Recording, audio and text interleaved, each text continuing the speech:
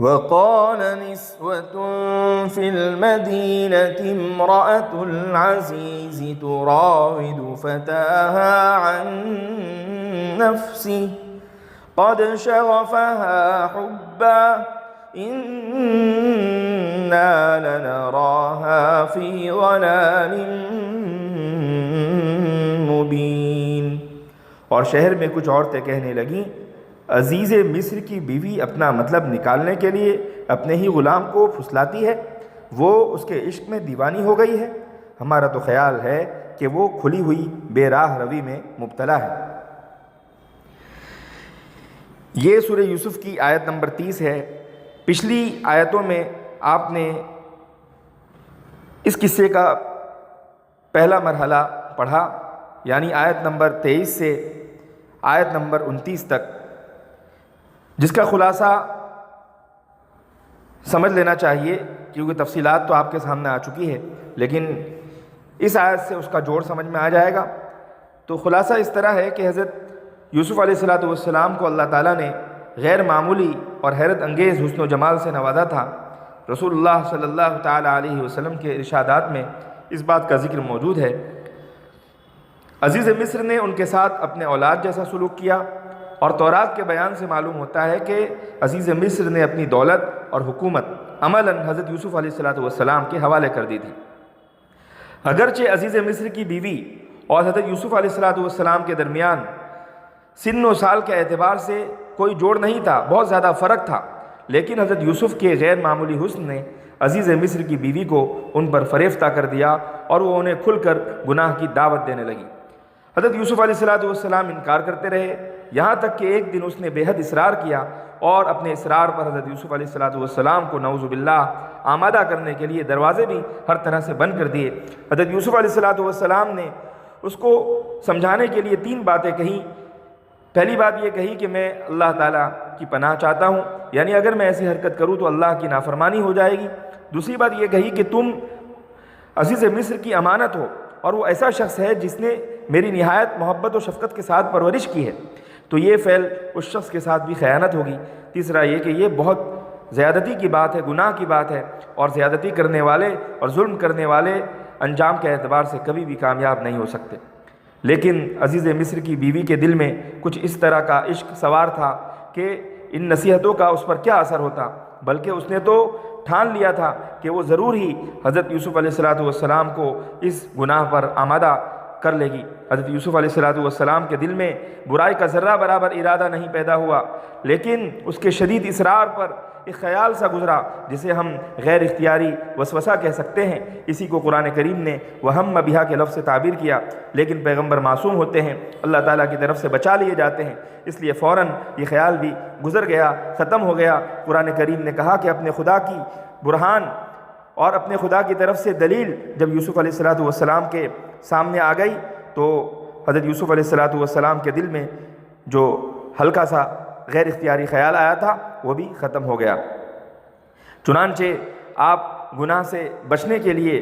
دروازے کی طرف لپکے جو پہلے سے ہر طرح سے بند تھے، لیکن اللہ کی قدرت سے وہ سارے دروازے کھل گئے، حتیٰ کہ اخیر کا دروازہ بھی کھل گیا۔ حضرت یوسف علیہ السلام باہر نکل رہے ہیں، پیچھے پیچھے عزیز مصر کی بیوی بھاگتے ہوئے آ رہی ہے۔ اتفاق سے کیا دیکھتے ہیں کہ سامنے عزیز مصر موجود ہے۔ عزیز مصر کی بیوی بہت ہی زیادہ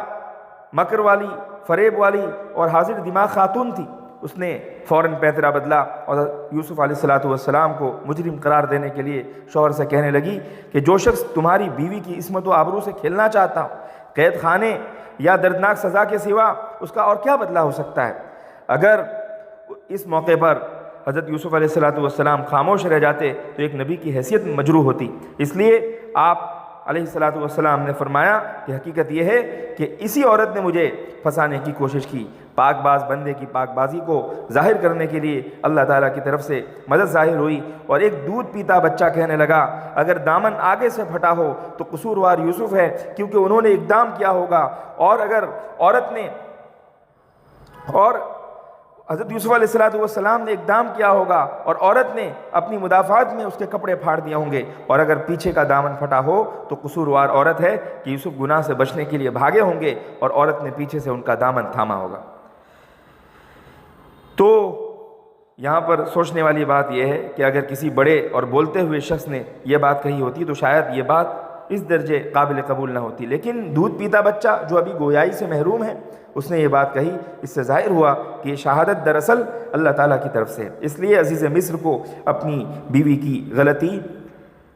تسلیم کرنے میں کوئی تأمل اور کوئی پس و پیش نہیں ہوا، اور اس نے کہا کہ تم عورتوں کا مکر تو بڑا بھاری ہوتا ہے ہی۔ پھر ایک طرف حضرت یوسف علیہ السلام سے گزارش کی گئی کہ وہ اس واقعے سے درگزر کریں۔ درگزر کرنے میں دو باتیں شامل تھیں کہ معاف بھی کر دے اور دوسروں سے اس کا چرچا بھی نہ کرے، اور بیوی سے کہا کہ تم اپنی غلطی کی معافی چاہو، یا تو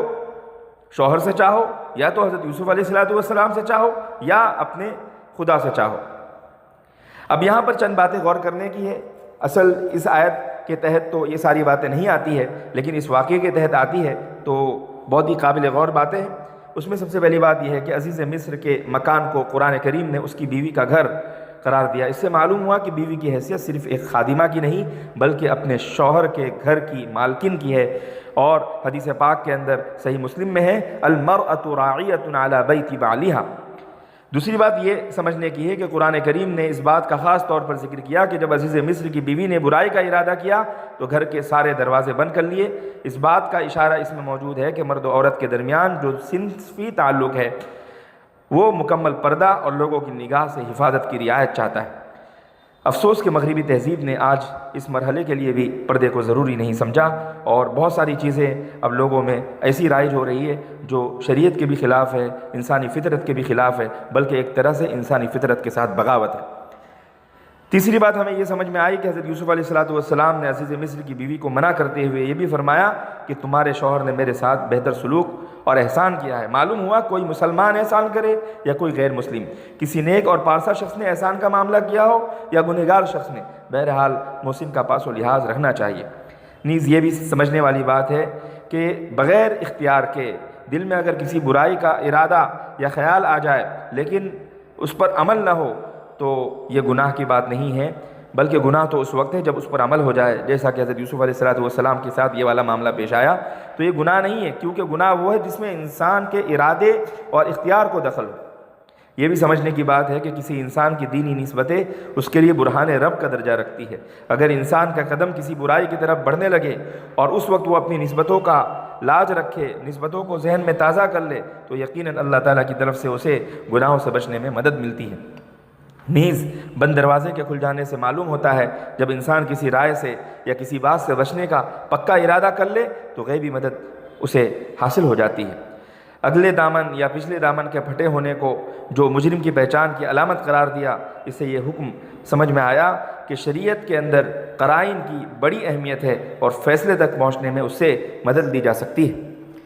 نیز یہ بھی سمجھنے کی بات ہے کہ مصر اس وقت بڑے تہذیب و تمدن کا ملک تھا، تبھی تو بیوی نے جیل کی سزا کا مطالبہ کیا، کیونکہ وہاں مجرموں کی سزا کے لیے جیل خانے کا نظام موجود تھا۔ عزیز مصر نے عورت کے مکر کو بڑا مکر قرار دیا اور اس سے بچنے کی طرف اشارہ اس سمجھ میں آتا ہے کہ عورت کے مکر سے آدمی کو بچنے کی خوب کوشش کرنی چاہیے۔ اور حضرت یوسف علیہ السلام اور عزیز مصر کی بیوی کی جو داستان عزیز مصر کے سامنے آئی، بظاہر اس کا تقاضا تو یہی تھا کہ عزیز مصر کی غیرت جاگ اٹھتی اور اسے تڑپا دیتی اور مجرم کو قرار واقعی سزا دی جاتی، لیکن عزیز مصر نے ایسا نہیں کیا۔ یہ بات تو آپ کے سامنے آئی کہ اس کے اندر غیرت کی کمی تھی، جیسا کہ امام قرطبی نے بیان کیا، لیکن ایک بات یہ سمجھنے کی ہے کہ ایسا محسوس ہوتا ہے کہ یہ صرف عزیز مصر کا معاملہ نہیں تھا، بلکہ مصری تہذیب میں جیسا کہ آج کل ہم دیکھتے ہیں تو اس وقت کی تہذیب میں بے حیائی بہت زیادہ ہو گئی تھی اور اس درجے کو پہنچ گئی تھی کہ اس معاشرے میں ایسے واقعات کا ہو جانا نعوذ باللہ کوئی غیر معمولی بات نہیں تھی۔ جب بھی کوئی قوم شریعت الہی سے محروم ہو جاتی ہے تو جو برائیاں اس میں پیدا ہو جاتی ہیں، اس میں ایک اہم برائی یہ ہے کہ وہ شرم و حیا کو چھوڑ دے۔ آج کل مغربی تہذیب اس کی واضح مثال ہے، اور جو لوگ مغربی تہذیب کے دل دادا یا اس کے پیرو ہیں ان کا بھی یہی حال ہے۔ عزیز مصر نے اپنی بیوی کو استغفار کا حکم دیا۔ معلوم ہوا کہ آدمی کو کسی بھی گناہ کے ہو جانے کے مان بعد استغفار کرنا چاہیے، چاہے سزا کا نظام ہو یا نہ ہو، کیونکہ اس کے لیے گناہ کی تلافی کا یہی ایک خاص ذریعہ بچتا ہے۔ اب دوسرا مرحلہ یہاں سے شروع ہوتا ہے جو آیت نمبر 30 سے آپ کے سامنے پڑھا جا رہا ہے۔ اب اس کے اندر وقال نسوۃ، عورتیں کہنے لگی، تو وہ عورتیں کون سی تھیں؟ تو عورتوں کے بارے میں علماء نے لکھا ہے کہ 5 طرح کی عورتیں تھیں، جیسے جو محل کے نگرانی کرنے والے لوگ تھے ان کی بیویاں بھی وہاں پر رہتی تھی، اسی طرح بادشاہ کو پانی پلانے والے، بادشاہ کی خدمت کرنے والے اور کچن وغیرہ کے اندر کام کرنے والے جو لوگ تھے ان کی بیویاں تھیں، اسی طرح جیلر اور گھوڑوں کے نگراں کی بیویاں تھیں۔ تو یہ ساری عورتیں یا شاہی خاندان کے جتنے بھی لوگ تھے ان کی عورتیں جو وہاں پر موجود تھیں ان سب نے یہ ساری بات کہنی شروع کر دی، اور مصر کا لفظ کہہ کر یہ بتایا کہ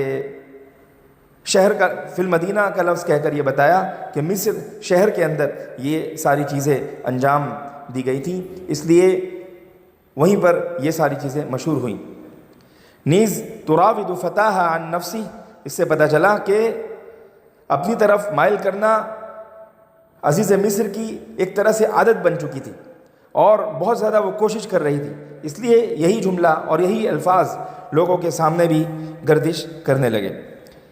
پھر جو بات کہی گئی قد شغفها حبا، تو یہ ایک ایسا لفظ ہے کہ شغاف دل کے اس پردے کو کہا جاتا ہے جو باریک جھلی کی شکل میں ہوتا ہے۔ تو پتہ چلا کہ دل کی گہرائی کے اندر جو چیز اتر جائے اسے قد شغفها سے تعبیر کیا جاتا ہے، جسے اچھی اور گاڑی اردو کے اندر سویدائے قلب کہا جاتا ہے۔ تو یہی ہے کہ حضرت یوسف علیہ السلام کی محبت نے زلیخا کے دل کے پردوں کو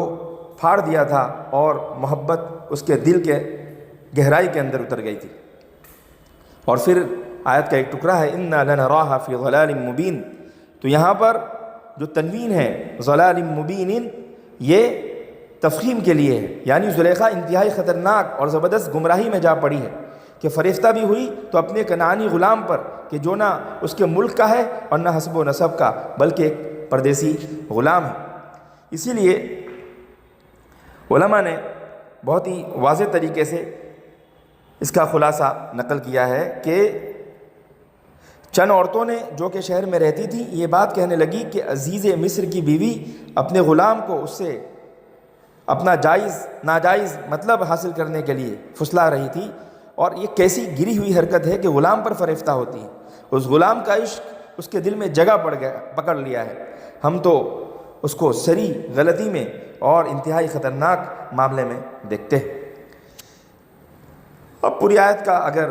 خلاصہ دیکھا جائے تو وہ یہ ہے کہ عزیز مصر نے اگرچہ حضرت یوسف علیہ السلام سے اعرض عن ھذا اور زلیخا سے واستغفری لذنبک کہہ کر معاملے کو ختم کرنا چاہا تاکہ مزید ذلت اور رسوائی نہ ہو، مگر معاملہ کیسے پوشیدہ رہ سکتا ہے، بلکہ دھیرے دھیرے شاہی خاندان کی عورتوں اور اسی طرح اطراف کے جو کام کرنے والے لوگ ہوتے ہیں ان کی عورتوں میں اس کا چرچا شروع ہو گیا، اور انہوں نے یہ کہنا شروع کر دیا کہ عزیز مصر کی بیوی اپنے کنعانی غلام پر فریفتہ ہو گئی ہے اور اس کی محبت اس کے سویدائے قلب میں داخل ہو گئی ہے، چاہتی ہے کہ اس کو برائی میں مبتلا کر کے اپنا مقصد حاصل کرے، حالانکہ ایسے معزز اور اعلیٰ درجے کے عہدیدار کی بیوی کے لیے یہ انتہائی شرمناک اور غلط بات ہے کہ اپنے غلام سے مقصد براری کرنا چاہے۔ ہمارے نزدیک یہ اس کی زبردست اور سری غلطی ہے۔